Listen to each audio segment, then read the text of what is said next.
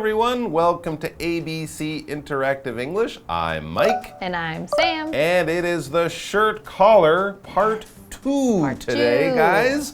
We have this story about a piece of clothing, in this case a shirt collar, that's looking for love in all the wrong places. Yes, he already tried to find love with a garter in the wash, and it didn't work out for him. But maybe in part 2 he'll meet someone else. That's true. So we've had the shirt collar, the garter. These are types of clothing or pieces of clothing that talk. But actually, we don't really have shirt collars, or people don't use garters much anymore. So if you were going to make the story from today, what piece of clothing that you normally wear do you think would be a good talking piece of clothing from a story? Well, let's see. I mean, on the one hand, I would always say that socks make good talking clothes because you can do sock puppets. That's right. But I don't think many people want to read a story about maybe some smelly socks. That's true. So, I don't know, maybe a scarf? Because it would be kind of like a snake. They could kind of slither around. I was thinking a tie as well. A man's tie or a woman's tie. Kind of looks like a snake, and it's got that kind of mouth at one end, right? That would be a good one. Of course, shirts are good because shirts have arms, but then they just have one big mouth at the top, and that's not very attractive. I'm not sure that shorts would be good. Shorts or skirts. Yeah. They're a little boring. They would be, they wouldn't really do much, I don't think. Okay, so now I'm starting to see why maybe the shirt collar was a good choice for our story. But that is the main character. He is still looking for love. He hasn't found it yet, but it's part 2, so let's keep hoping. And also, let's read the article.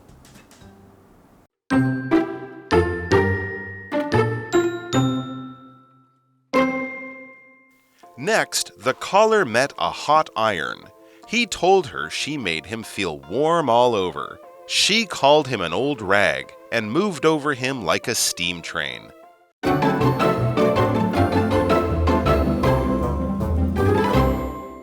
So yesterday, the shirt collar was looking for love at a party. Or in the wash. Maybe in the washing machine, or someone was washing it.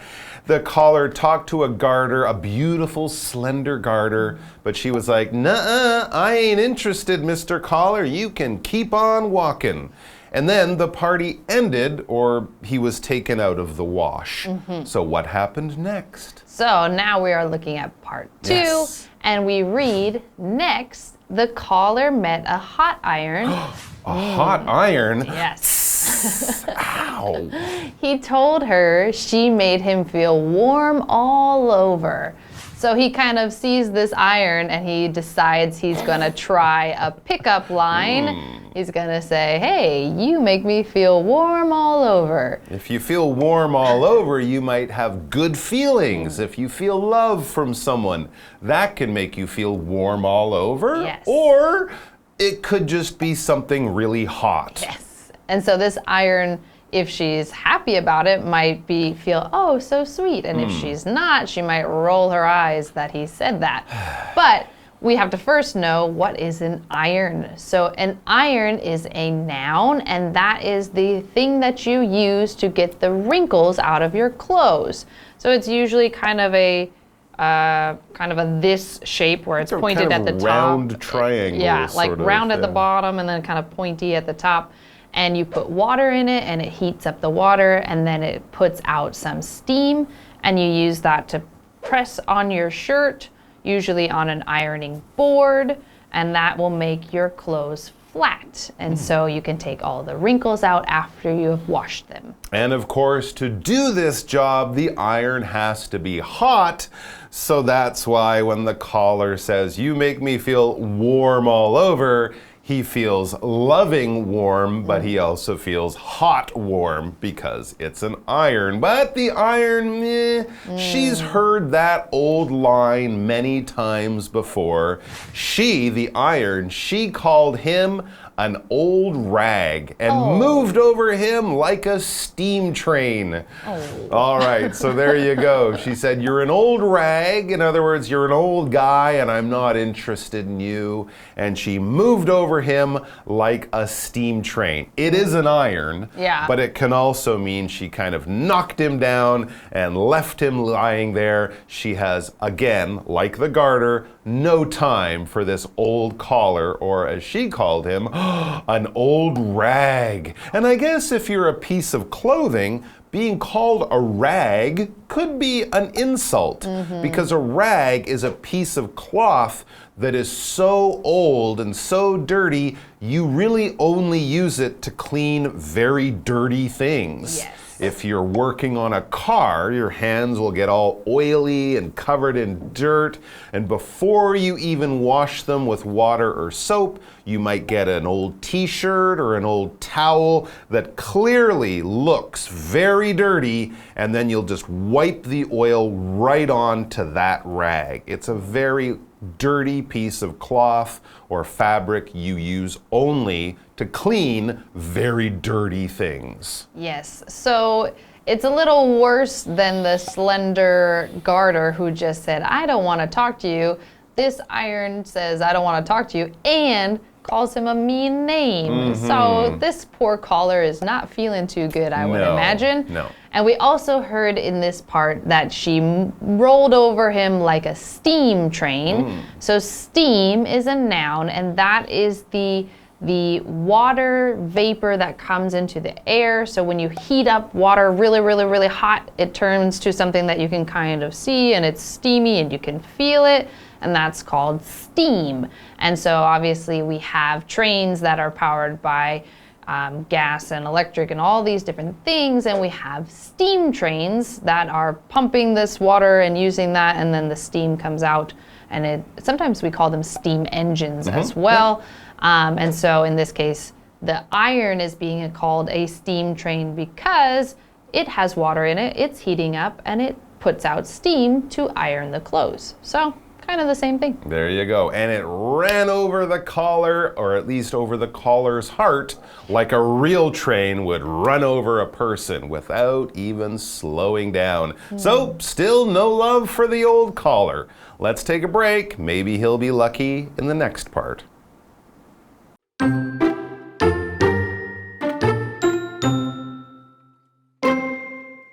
Then the scissors came to clean up the collar's edges.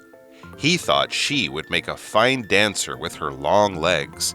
The scissors wouldn't have any of that and cut him bad. Now the collar wasn't any use. He had no choice but to ask the comb to marry him. However, she was already engaged to the bootjack.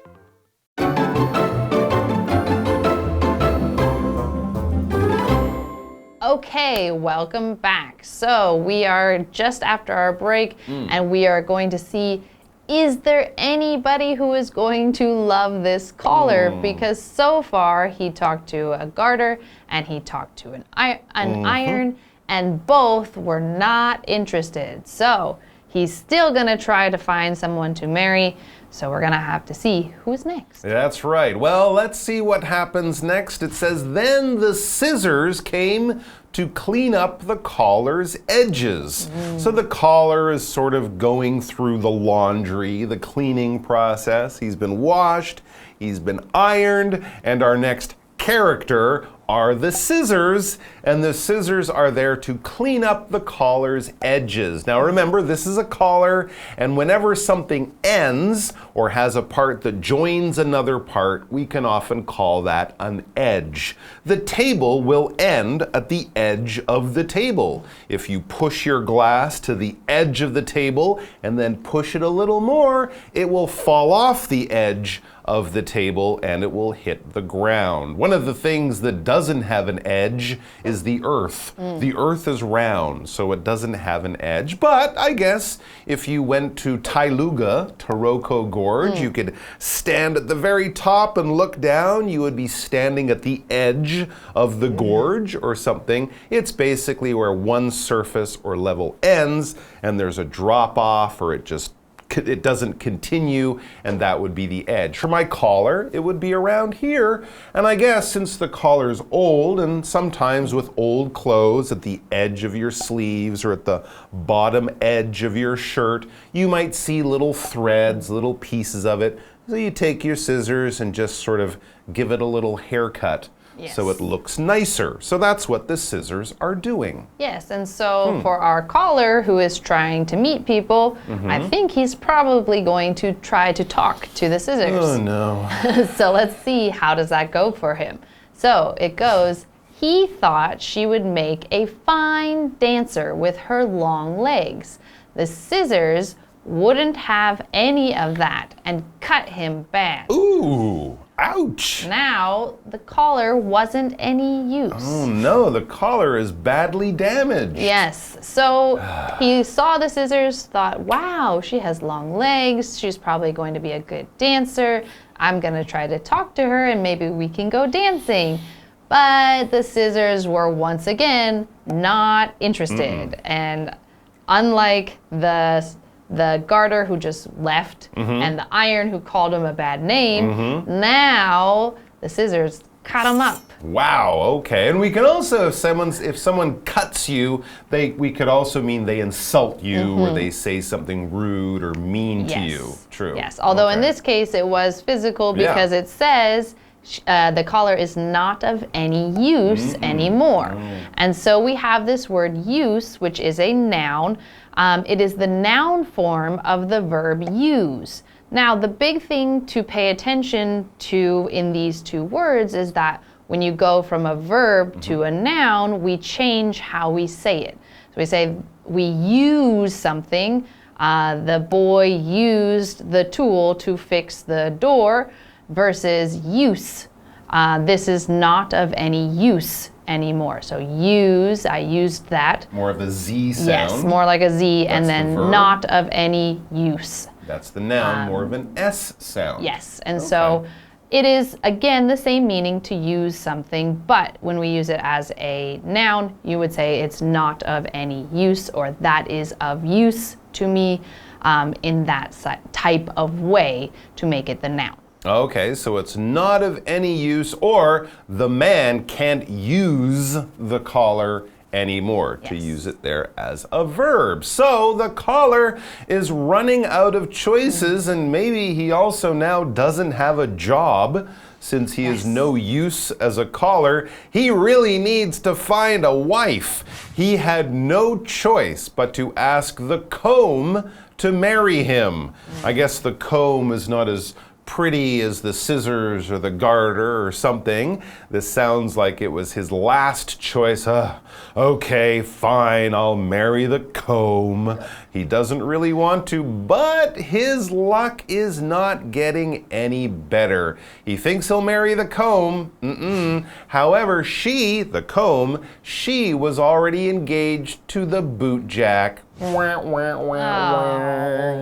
Poor guy. So the comb, he thought, oh, she'll be easy. She's got no boyfriends. Oh no, she's going to marry the bootjack. She definitely has a boyfriend. Yes, and so we have this word marry. Marry is a verb. When two people marry, they decide that they want to spend the rest of their lives together, and so they usually will exchange rings and they'll go have a wedding. But the big thing is they sign papers to say that they are legally married so that all of their money and everything kind of combines together and then they can live together forever. There you go. That's what happens when you have a wedding. You marry the person, and before that, you will be engaged. When a man asks a woman to marry him, or someone asks another person to marry them, usually you'll give them a special ring with a diamond on it.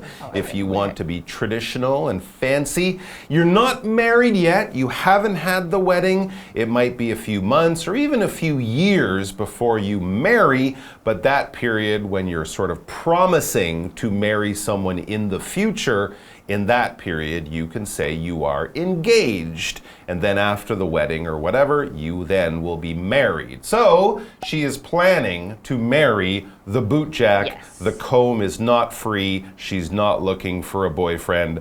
The caller has to continue his search. Yes. Oh dear, I'm starting to feel a little sorry for him now. Yeah, I mean, just a little. It's one thing to not be able to date or marry these characters, but then for them to all be so mean. Yeah. I don't know. Maybe we're missing something. Maybe the caller's not being nice to anybody either. Good point. We're going to find out what happens, though, because we have one more day. So come back for that tomorrow. We'll see you then. Take care. Bye-bye. Bye.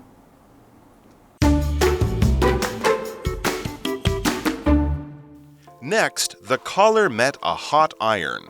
He told her she made him feel warm all over. She called him an old rag and moved over him like a steam train. Then the scissors came to clean up the collar's edges. He thought she would make a fine dancer with her long legs. The scissors wouldn't have any of that and cut him bad. Now the collar wasn't any use. He had no choice but to ask the comb to marry him. However, she was already engaged to the bootjack.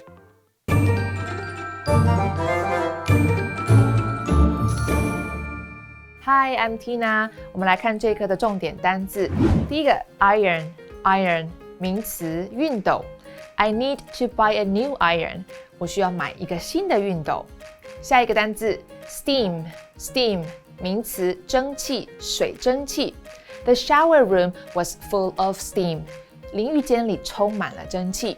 下一个单字 use 名词，用处，用途。This broken pencil is no use to me. I need a sharp one to write with. 这支断掉的铅笔对我没有用，我需要一支锐利的来写字。最后一个单字 marry 动词，结婚，嫁娶。Jenny is going to marry Kevin next month. Jenny 下个月要嫁给 Kevin 了。接着我们来看重点文法。第一个 all over 到处，这里是一个副词的片语哦。我们来看看这个例句。The party was fun. There were balloons all over. 派对很有趣，到处都是气球。下一个文法 Somebody won't have any of 加名词，某人完全不能接受什么事情。Any 之后可以接可数或不可数名词。我们来看看这个例句。I won't have any of your excuses for being late. 我完全不能接受你迟到的借口。最后一个文法 Somebody has no choice but to 加动词，某人不得不做某件事情。Choice 是名词，表示选择、抉择。我们来看看这个例句。Hi, Stella. I'm really sorry I went out with John, but it was after you guys had broken up. Let's skip the chit-chat. We have to get this project done, so I have no choice but to talk to you.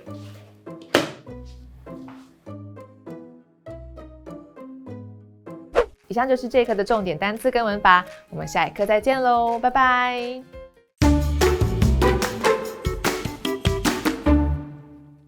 You can see many souvenirs in front of the colorful houses in Rainbow Village. Visitors buy postcards with Rainbow Grandpa's pictures. Rainbow Grandpa's favorite phrases are printed on the postcards, wishing visitors good luck and success. Cute paintings of cats are printed on the caps and flip-flops. When you open a folding umbrella or fan, you'll see cute animals and smiling faces. The General Association of Chinese Culture helped Rainbow Grandpa make these souvenirs so that he has money to keep on painting. Visitors can keep a piece of Rainbow Grandpa's art to remember their trip.